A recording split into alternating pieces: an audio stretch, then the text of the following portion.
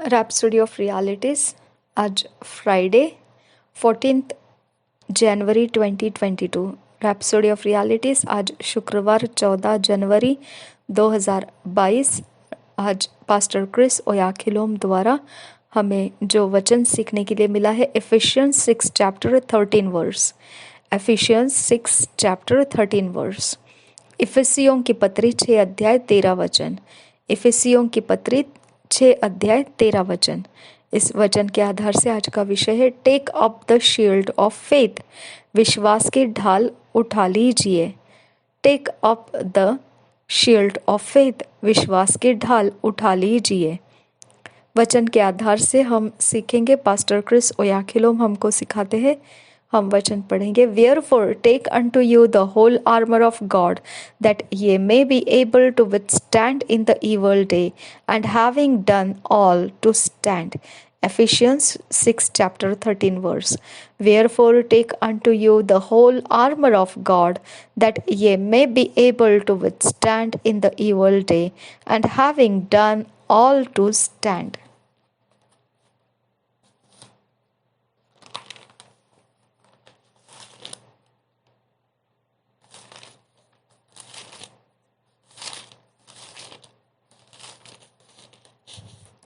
इफिसियों की पत्री 6 अध्याय 13 वचन।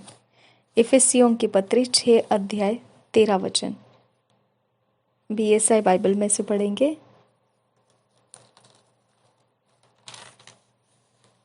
इसलिए परमेश्वर के सारे हथियार बांध लो कि तुम बुरे दिन में सामना कर सको और सब कुछ पूरा करके स्थिर रह सको। और एक बार पढ़ेंगे इफिसियों की पत्री 6 अध्याय 13 वचन। बीएसआई बाइबल में से इसलिए परमेश्वर के सारे हथियार बांध लो कि तुम बुरे दिन में सामना कर सको और सब कुछ पूरा करके स्थिर रह सको।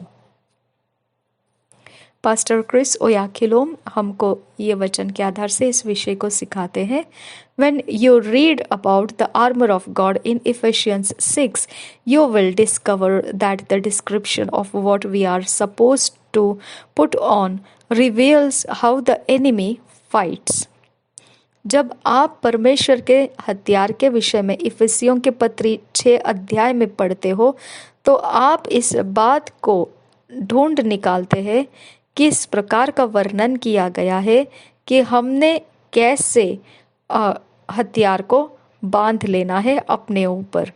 हमें यही बात को वो प्रकट करके दिखाता है किस प्रकार से फिर शत्रु हमारा युद्ध करने के लिए आने वाला है। We can decipher from our own defensive paraphernalia what weapons the enemy uses. हम अपने इस हथियार ही के साथ जब हम देखते हैं किस प्रकार से हमको अपने आप को बचाने के लिए कुछ हथियार को हमारे ऊपर चढ़ा लेना पड़ता है, हम इसी के ऊपर से समझ सकते हैं तो शत्रु कौन से हथियार उपयोग करता होगा। Stand therefore, having your loins girt about with truth, and having on the breastplate of righteousness, and your feet shod with the preparation of the gospel of peace. Above all, taking the shield of faith, wherewith ye shall be able to quench all the fiery darts of the wicked, and take the helmet of salvation. Ephesians 6 chapter 14 verse to 17 verse। इफिसियों की पत्री 6 अध्याय के 14 से 17 वचन अगर हम पढ़ेंगे हम ये बात को समझ सकते हैं शत्रु किस प्रकार के हथियार इस्तेमाल करता है। जब हमको ऐसा समझना पड़ रहा है कि हमारे बचने के लिए कौन से प्रकार की साज सुविधा के हथियार हम पर चढ़ाने पड़ते हैं, इसके ऊपर से ही हम अंदाज लगा सकते हैं कि शत्रु किस प्रकार के हथियार इस्तेमाल करता है। और इफिसियों के पत्री के 6 अध्याय में से जब हम पढ़ते हैं कि परमेश्वर के हथियार बांध लो तो वहीं पर हमको ये बात खुली पड़ जाती है, वर्णन हो जाता है वहाँ पर किस प्रकार का हथियार हमको अपने ऊपर चढ़ाना है। यही फिर प्रकट करता है कि शत्रु का कैसा आक्रमण या शत्रु किस प्रकार से हमारे साथ लड़ने आने वाला है, ये हमको उसमें से पता चल जाता है। हम पढ़ेंगे इफिसियों की पत्री 6 अध्याय के 14 वचन से 17 वचन में। इसलिए सत्य से अपनी कमर कसकर और धार्मिकता के झिलम पहनकर और पांवों में मेल के सुसमाचार की तैयारी के जूते पहनकर और इन सबके साथ विश्वास की ढाल लेकर स्थिर रहो, जिससे तुम उस दुष्ट के सब जलते हुए तीरों को बुझा सको और उद्धार का टोप और आत्मा की तलवार जो परमेश्वर का वचन है ले लो। और एक बार पढ़ेंगे इफिसियों की पत्री 6 अध्याय 14 वचन से 17 वचन। इसलिए सत्य से अपनी कमर कसकर और धार्मिकता के झिलम पहनकर और पांवों में मेल के सुसमाचार की तैयारी के जूते पहनकर और इन सबके साथ विश्वास की ढाल लेकर स्थिर रहो, जिससे तुम उस दुष्ट के सब जलते हुए तीरों को बुझा सको और उद्धार का टोप और आत्मा की तलवार जो परमेश्वर का वचन है ले लो। Notice what it says about faith. With it, you can quench all of Satan's fiery darts. ध्यान दीजिए इस बात पर क्या कह रहा है वो विश्वास के विषय में। उस वचन के साथ आपको वह कह रहा है कि विश्वास के साथ आप शैतान के जलते तीरों को बुझा सकते हो। That tells us what kind of material his missiles are. इससे आपको यह बता रहा है किस प्रकार के वह सामग्री इस्तेमाल कर रहा है उस जलते तीरों को बनाने के लिए। उसके जलते तीरों को बनाने के लिए किस प्रकार के चीज़ों का इस्तेमाल किया जा रहा है। His missiles all have to do with making you accept something or believe something against God. उसके जलते तीर जो है वो इतना ही सब कुछ के अंदर चाहते हैं कि वह आपको कुछ तो स्वीकार करने के लिए देगा या फिर विश्वास करने के लिए कुछ तो देगा जो परमेश्वर के विरोध में रहेगा।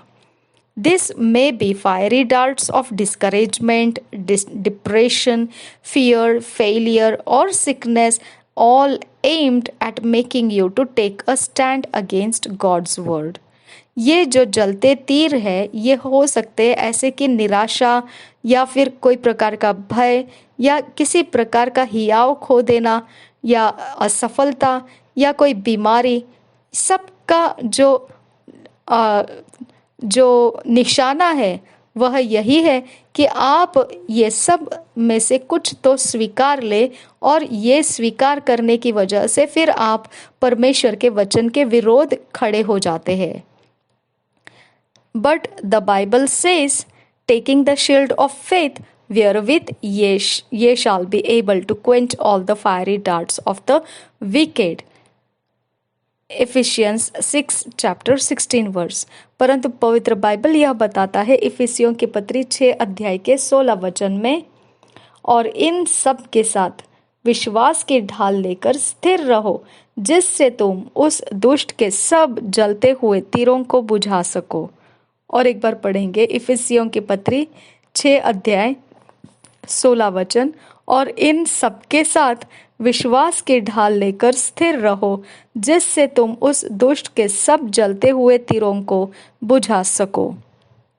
With your faith you can put out not some but all of the fiery missiles of the wicked one. आप विश्वास के साथ, आपके अंदर जो विश्वास रहेगा उसके साथ आप सिर्फ कुछ ही ऐसे जलते हुए तीर नहीं बल्कि सारे जलते हुए तीर दुष्ट के आप बुझा सकते हो। Your faith is your shield. आपका विश्वास आपकी ढाल है। Take up your faith. आपके विश्वास को उठा लीजिए। Don't give it up. आप विश्वास को छोड़ मत दीजिए। Someone said, I was actually acting in faith, but things went wrong and I gave up. कुछ ऐसे कहते हैं लोग कि मैं सच में देखा जाए तो विश्वास ही में कार्य कर रहा था, परंतु कुछ बिगड़ गया और फिर मैंने विश्वास को छोड़ दिया। No, don't drop your faith.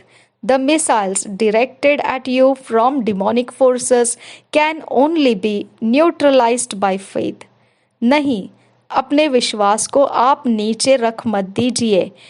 यही जो जलते तीर है वह निशाना पकड़ते हैं, जो शैतानी जोर है उनमें से, कि आप अगर उनको पूरी तरह से नाकामयाब करना चाहते हैं तो फिर आपको विश्वास ही के द्वारा वो आप कर पाओगे। इसलिए आप उस तरफ से विश्वास को नीचे गिरने नहीं देना है। The Bible says, so then faith cometh by hearing and hearing by the word of God. Romans 10 chapter 17 verse. पवित्र बाइबल हमको बताता है रोमियो के पत्री 10 अध्याय के 17 वचन में, अतः विश्वास सुनने से और सुनना मसीह के वचन से होता है। और एक बार पढ़ेंगे रोमियो के पत्री 10 अध्याय 17 वचन, अतः विश्वास सुनने से और सुनना मसीह के वचन से होता है। The more of God's word that comes into your spirit, the more faith you get. जितना ज्यादा परमेश्वर का वचन आपके आत्मा में उतर कर आता है उतना ज्यादा विश्वास आपको मिलता है। And the more you use your faith the more it's strengthened, and when the devil throws his missiles you will be unmoved because they will be disintegrated by your shield of faith. और जितना ज़्यादा आप विश्वास का इस्तेमाल करेंगे, आपके अंदर इस जो विश्वास है उसका इस्तेमाल करोगे, उतना ज़्यादा उसमें बल चढ़ता जाएगा। और शैतान जो भी तीर आपके ऊपर फेंकेगा, आप उसके कारण टल नहीं जाएंगे, क्योंकि वह आपको एक विश्वास के ढाल के सहारा देते हुए उन सारी चीज़ों को तहस नहस कर देगा, अपने सारी रचनाओं को बिगाड़ देगा, और वो आपके विश्वास के ढाल ही के द्वारा होगा। Thank you Jesus. धन्यवाद करते हैं पिता परमेश्वर, रैप्सोडी ऑफ रियलिटीज में विश्वास का महत्व हम तक पहुंचाने के लिए तेरा धन्यवाद करते हैं। मेरे खुदा परमेश्वर, जितना पिता परमेश्वर हम वचन पढ़ते हैं हमारा विश्वास बढ़ता है। आबा फादर गॉड, जितना वचन हमारे आत्मा में उतर कर आता है हमारा विश्वास पिता बल पकड़ता है। यहोवा परमेश्वर, इससे सुंदर भाग हमें और क्या चाहिए खुदा, कि हमारा बचने का हथियार विश्वास की ढाल है खुदा। आबा फादर गॉड, हमें बचाने वाला हथियार विश्वास की ढाल है खुदा। हम धन्यवाद करते हैं यहोवा परमेश्वर, हमारे ऊपर जो भी दुष्ट आत्मा की शक्ति से भेजा जाता है वो सब कुछ हमें टूटने के लिए भेजा जाता है, लेकिन मेरे खुदा परमेश्वर उसके सारे फेंके हुए तीरों को पिता परमेश्वर तहस नहस करना है। तो मेरे पिता, हमारे पास विश्वास की ढाल है। अब फादर गॉड, पवित्र आत्मा इन वचनों में हमें फिट एंड फिक्स कर और ईश्वरीय रचना डिवाइन ऑर्डरलीनेस में हमको लेकर आ। ये वचन पास्टर क्रिस ओयाखिलोम द्वारा हम तक रैप्सोडी ऑफ रियलिटीज में पहुंचाने के लिए तेरा धन्यवाद करते हैं। आगे का समय तेरे हाथों में देते हैं। हम इन वचनों में पिता परमेश्वर प्रबल रहे और पिता परमेश्वर हमारे इर्द गिर्द सभी जगहों में हम इन वचनों का लाभ दे सके। नासरी यीशु मसीह के नाम में विनती करते हैं, सुन और कबूल कर। आमीन, आमीन, आमीन। Thank you father, thank you Jesus, thank you Holi spirit.